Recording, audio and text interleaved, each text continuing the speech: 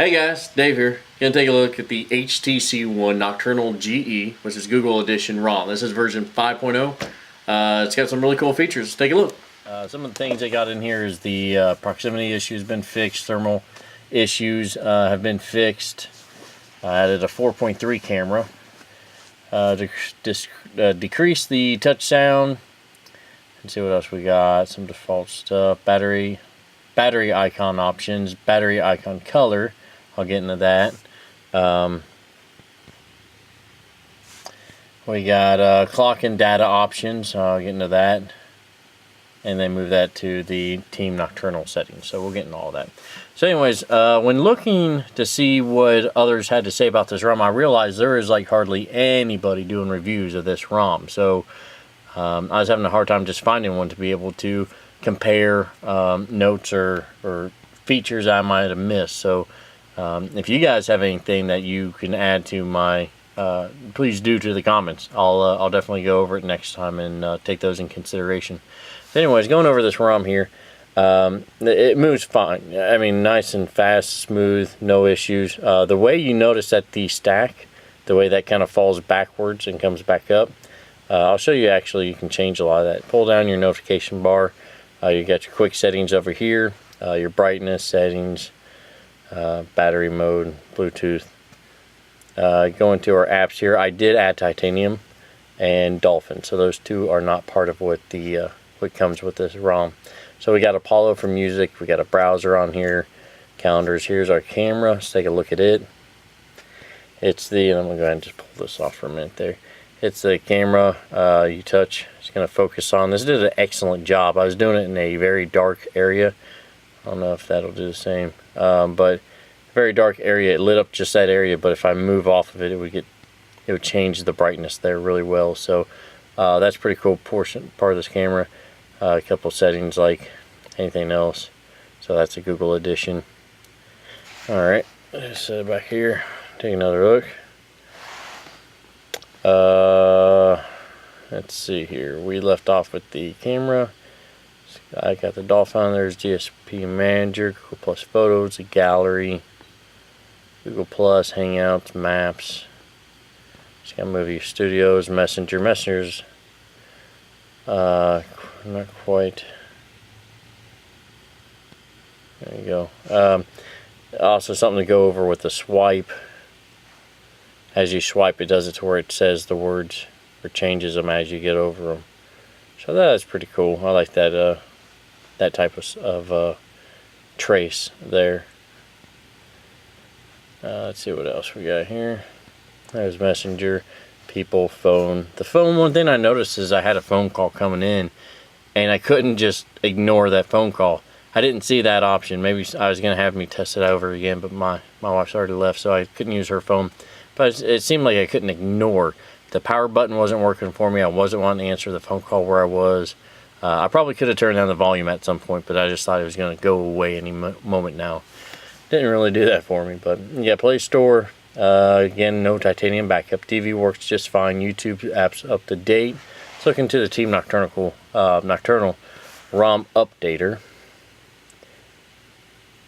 They're saying if you see the ads or the video support by clicking on ads or whatnot,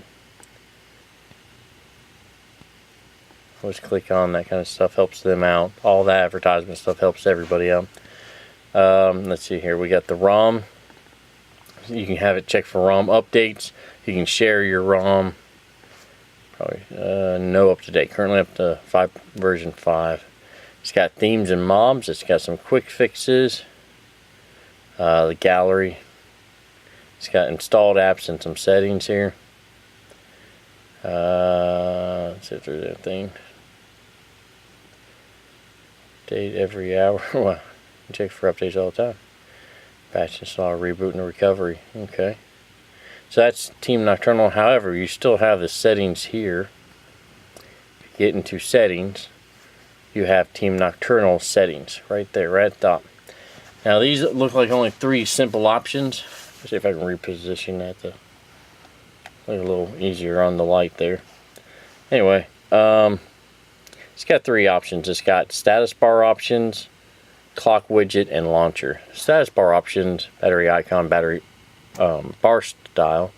You can get into the defaults, or you can change things up color wise.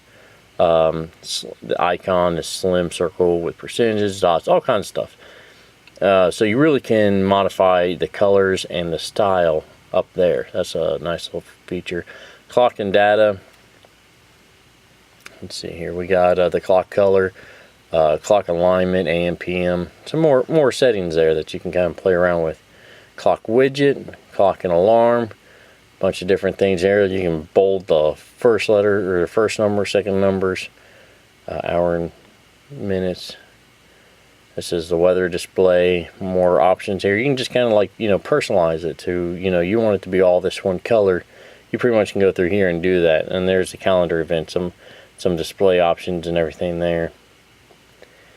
Now that was just under the clock. So then we got launcher.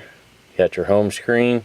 This is the grid size. I thought this was cool. You can change how many rows you want. You can make 7 rows with only 3 columns, which that's pretty cool because I haven't seen it before. It might be out there already, but I haven't seen it before to where you can really just customize it that way. Instead of saying 3x4 or 5x6, whatever, you can actually default it. Number of screens on the home screens there. Default, choose the default home screen. Stretch the screen, search bar. There's a transition effect. When I was talking about how they were stacking when I was moving them over from one to the other, you could see how it kind of fell back and the other one would stack on top of it. You can actually change all that, whichever, you know, option you want here. There's quite a few there. So wallpaper, quick render, fade side screens, indicator position, just tons of options there. And now it gets into the drawer.